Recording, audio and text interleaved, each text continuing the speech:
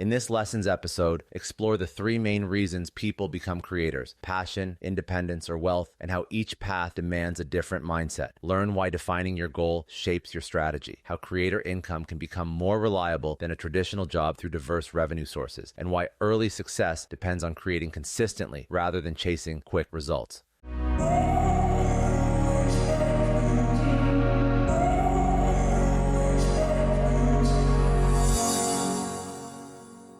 Why do people want to become famous? You built an entire community around people wanting to build audiences. So what is the average person You're talking about creator method looking to achieve when they want to become famous?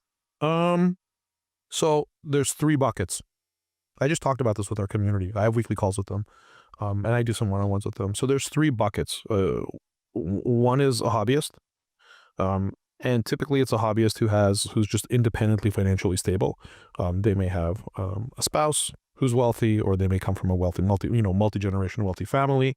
They want a creative outlet, and money is no longer like a currency for them because they have money. Their family has money. They don't need for anything. So for them, it's just like they want to contribute to the world. They want a creative outlet. They want to build a community. It's a pretty virtuous pursuit because they really have no intention to make money. They don't care if they do. If they do in this, the people kind of in this first bucket, if they do, it's a bonus to be able to go show their family, hey, look, Is this kind of like the same avatar as somebody who sold a company?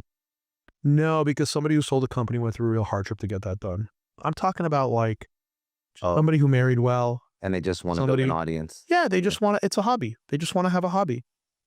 They don't even have anything to prove. They just want to build a community. They want to have, I see it all the time. Like I see it, people who join us, I don't say it in a negative way. I mean, they're financially sound. They have no need for money, but they want to make a difference in the world. They want to have a voice. They want to help. They have a cause.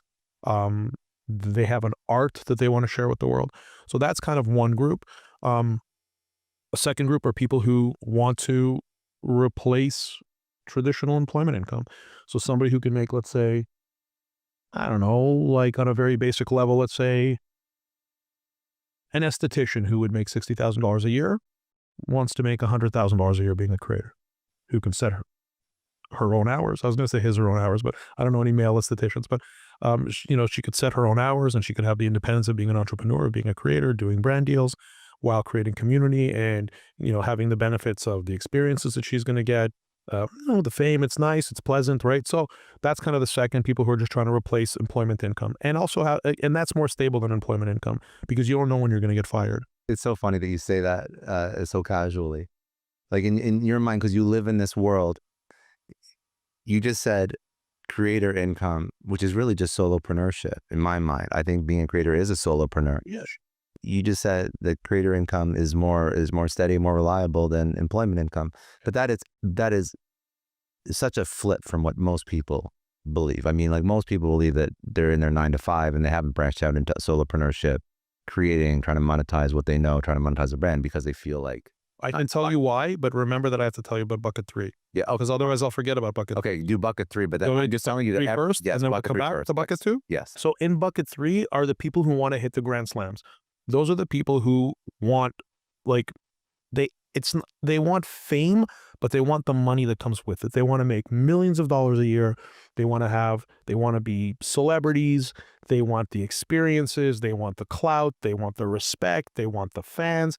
They want it all. They want to build generational wealth, becoming a creator or an influencer or a celebrity, whatever you want to call it.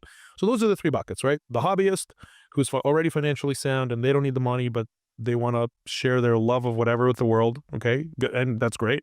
Number 2 are people who want to, replace employment income with, to your point, solopreneurship. And then there's bucket 3, which are people who they want to go for it. They want it all. Right.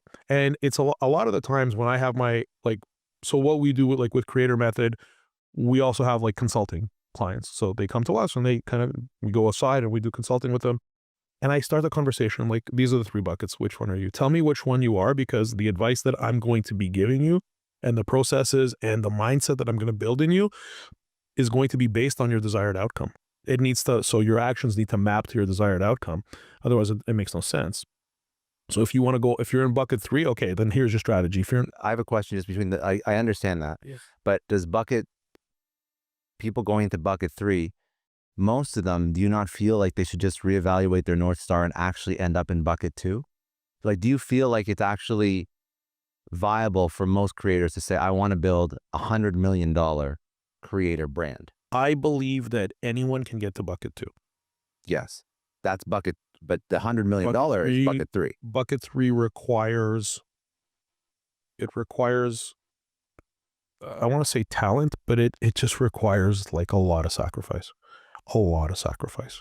It really does. It requires like endless amounts of work, dedication, being able to sacrifice, being able to say, you know what, I love my kids and it hurts my heart every time I have to like be away from them. But in order to achieve what I want to achieve, that I have to do it. And that's like a constant struggle that Valeria has, where it's like Valeria could literally be gone all the time if she said yes to the things that she could say, that, she could potentially say yes to that would drive her career even further. But she has to say no to most things because she doesn't want to be away from the kids. And so it's this constant, Valeria, you should go to this. Me telling her. And she says, no, I want to be at home with the kids. Because at the end of the day, she's still just a mom. She's a normal mom. Not when I say just a mom, I don't mean that in a derogatory way. I mean, she's a mom. No, that's a priority. Yeah, she's done as a priority. And I always have this like debate with her. And I say to her, Valeria, you will do more for our children by continuing to achieve and setting the example for them than you will by sitting home with them. You're not going to, but then she's like, I'm going to miss it. I'm going to miss, they're going to be older. I'm going to miss it. And she's right to a certain degree. So it's a matter of finding the balance. But like going back to this whole bucket 3 thing is, I believe people can achieve it, but the amount of sacrifice they need to make is off the charts. But I think bucket 2 is very attainable. You said something about how you thought, I said it casually, how it's like, I said that, creator income is more stable than employment income, because with employment income, you're relying on essentially your one client, right? Your employer. But with creator income, you're essentially, you have multiple sources of revenue, whether it's, brand deals, whether you have a subscription plan, like a subscription that you offer, whether you have a book, whether you have Podcast. A podcast. There are a number of ways that, but a podcast is still advertisers, right? It's just a different kind of medium and a different cohort. But yeah, I mean, so like bucket 2, I believe that it is more stable. I believe the income is far more stable, because it just takes a little bit of time. Like, to become an employee, you don't have to build the asset of a personal brand. You don't have to build a community, an audience. So you can go directly from whatever it is you've learned how to do into being an employee. And the distance between knowledge acquisition, right, and employment, it's fairly small. You can get your diploma or degree, if you get a little bit of experience, you can go and monetize that in the form of employment right away, which is great. And I'm not knocking that. But then, in order to get the equivalent of employment income, you have to go through this period of time where you're being both an employee, and in the evenings, you're trying to get scale as a creator until you hit that inflection point where you can say, okay, now I can switch over into being a full-time creator. It's that pain that people don't want. And so that's what stops a lot of people. It's that pain. The other thing that stops a lot of people from pursuing this is their own uncertainty. One of the reasons that Valeria succeeded, and I don't like taking credit for my wife's accomplishments, but I'll take credit in this case, because when she started, I told her, you're a star. I told her that you're bucket 3. I hadn't established buckets in my mind yet at the time, but I said to her, you are going to be a household name. You have the ability to do it. You have the talent to do it. And I said to her, your life, documenting your life will be your art. And she calls me on that every now and then. She reminds me, remember you said that shit to me? Yeah. And so, I like that. And I said to her, you don't have to do it. You don't have to do it. But when I saw that first $10,000 check come in, and then I'm weaving, right? I know you're weaving. That first $10,000 check came in, that was unexpected. And I can get into that story in a second. But when that first brand deal came in, and it woke me up to what she was doing, and I looked into it, and I was like, listen, if you want to do this as a business, we can do this, and you can go all the way. And I'm here for you, and I'm going to support you, and we're going to build a business. And, I said, or you don't have to. You really don't have to. Because when I met Valeria, it never crossed my mind what she would do for a living. Like I didn't even think about it. Like looking back now, it's probably irresponsible of me. I met a girl. She was amazing, and You'd already, when you met her, you'd already had like a ton of career success. I was Did it out of Deal Find by that yeah, time? yeah. Yeah. It was right. I met her at the same time. I literally, on our first date, I was taking calls with the with the buyers, the people who bought the equity in that company. Yeah, on our first date. So I had to step away and deal with that. So it was like happening right at the same time. But yeah, like I basically told her, I said, like, you don't have to do this. You don't. Like, you don't. But if you do this, like, I gave her that confidence. And what I'm seeing right now is that a lot of people want this. More people want this now than they did back in 2017 when Valeria started. I mean, it's really exploded. But, I can see that what's holding people back is the fact that they don't have that support. They don't have that person or group of people or peer group telling them, no. Well, because most people, I mean, like if we're going to be candid, most people that are looking to be creators cannot just not worry about income. Like they have to worry about income. Valeria had that advantage. She didn't have to worry about income. Yeah. So I think that is a huge factor. So I'm just curious if you could even help a creator set benchmarks in their journey so that when they start to create and they start to see some traction, what should they look for as like a positive KPI that they're on the right track to eventually quit? So, because they'll be doing this, from 5 to 9 after their job. They'll be doing it on the weekends. And I think that the biggest question mark that they'll have, like you mentioned this, is, and the biggest pain that they'll have is, I don't know when I should make the jump into full-time creator because I still have to pay rent or my mortgage or feed my family at the end of the month. Okay. Remind me, what's the first question? I want to ask.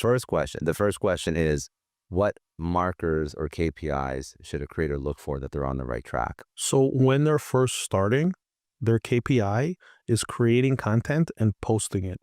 So here's what happens. They go in, they'll do 3 posts, and then they'll start analyzing data. Oh, the algorithm didn't like this one, or this didn't perform as well, so I shouldn't do this format. No, none of that.